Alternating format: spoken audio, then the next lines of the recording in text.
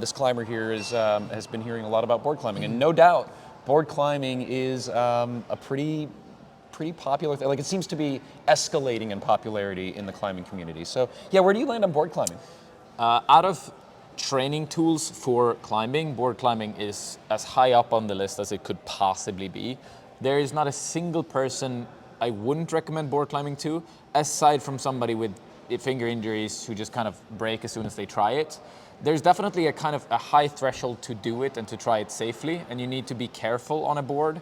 But the gains you can get for climbing are incomparable to kind of almost anything else by just doing it, finding your level, kind of maybe having a little structure of 10 different boulders you have as goals and working towards those, like building up a pyramid on a board.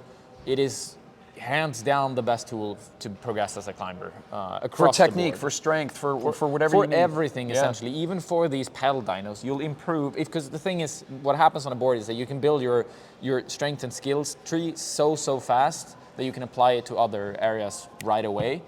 So like for comp climbers, for outdoor climbers, for people who just want to progress at anything in climbing, boards are the best, in my opinion, of course. Are there friendlier boards for beginners? Are there more challenging boards for advanced? Yeah. How would you kind of break that down? What I would recommend everyone to think about with the boards is to try and never cut feet. Because cutting feet is what causes the most amount of injuries. It causes a bunch of shock on your tendons when usually it'll be because you're throwing for a hold and having to really cut and pull hard, which is great for training, but it's also great for just imploding. So like, definitely try to keep the feet Try on. to keep the feet, and if you can, then any board works. Some boards that'll be harder on some boards than others. It'll be harder depending on the boulders that are already set on that board, and you kind of have to fiddle through more on certain ones. The kilter board, for instance, will have a lot of cut loose moves. I wouldn't recommend a person to kind of focus on that a lot in their training, but if you find boulders where you can keep feet, the kilter board is a fantastic tool.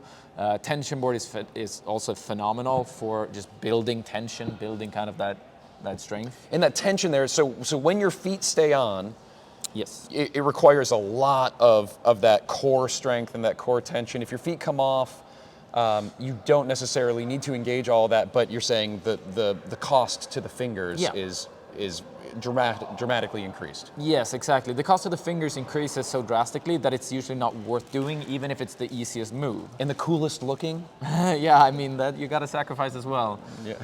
Hey, I just want to take a quick second in this video here to tell you about the sponsor, which is Rungni. You guys all know Rungni. It's Magnus Mitbo's company. Why do I love Rungni? Well, I love all of the chalk products that they make.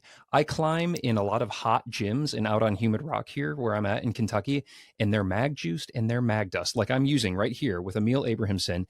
It is just the best stuff around. The right chalk makes a huge difference. If you know, right? Like if you've tried some bad chalk and some good chalk, you know about the difference that it makes on rock. And if you care about your performance like I do, I highly suggest that you at least try mag dust just once. You are going to feel the difference. I promise you. And hey, check this out. If you use code STRUGGLE right there at checkout, you're going to get 10% off your order. Plus it helps me to keep making these videos, which we can get back to right now. So you like climbing fairly... Well, static probably isn't the right word, because you're still going to move dynamically. You just don't want to cut. If the feet cut, just let the hands go and restart. And change boulders if it's not possible. Because some boulders won't allow you to cut feet. Most likely they'll have like a massive dyno and a swing. Those are just not that worth to train unless you specifically want to train cutting feet for a project or something. So that's my take on boards, I would say.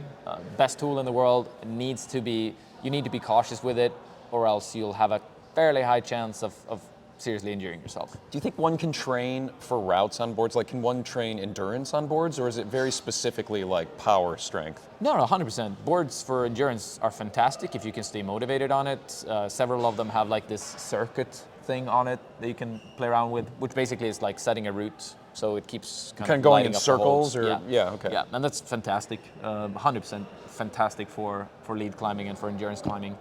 Not that fun. I don't do it a lot on the boards because I just can't stay motivated. But if you can, fantastic. Yeah, and I will say, just to echo what Emil's saying there, like, for me, being predominantly like a route climber, a long endurance route climber, board climbing is very much my anti-style. And so it's been, suggested to me by some of the coaches that I've had on the show and climbers that I climb with, like, that I should be doubling down on that and going at that. And so we've got a gym. I wish we had more varieties at the gyms that I'm at, but we've got a moon board at a gym that I go to, and spray walls, which I find spray walls to be great, but like not as like easy, if you will. Like I like it when holds light up and I'm just like, there's the thing. Like spray walls, I don't really speak that language as well, but if I'm climbing with people who know it, they can point to holds and say, you know, climb here. But I wish I had access to some of the other boards around. But in any case, when I started on the moon board, which is very hard because it's fixed at 40 degrees and the holds are pretty hard, like it's a tough board, right? Other boards you can make 20 degrees and like start to slowly kick it steeper and steeper. But when I started on the moon board, I couldn't do any of the problems that were set.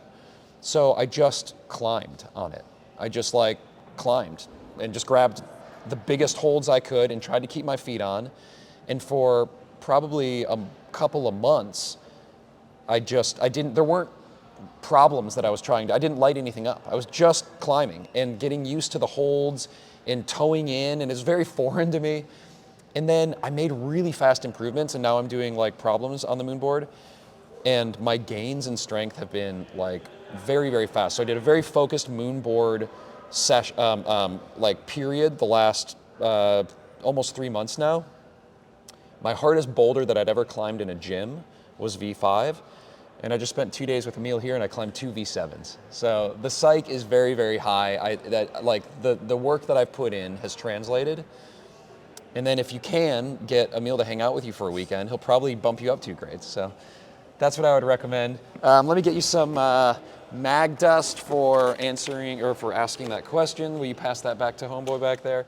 Hey, if you like this video, check out what I got going on over on Patreon. I've got over 100 hours of videos and bonus episodes with the absolute biggest names in rock climbing, from Adam Ondra to Magnus Mitbo, Alex Honnold, basically everybody under the sun. They're all right there, and you can watch them for free right now with a 7-day trial.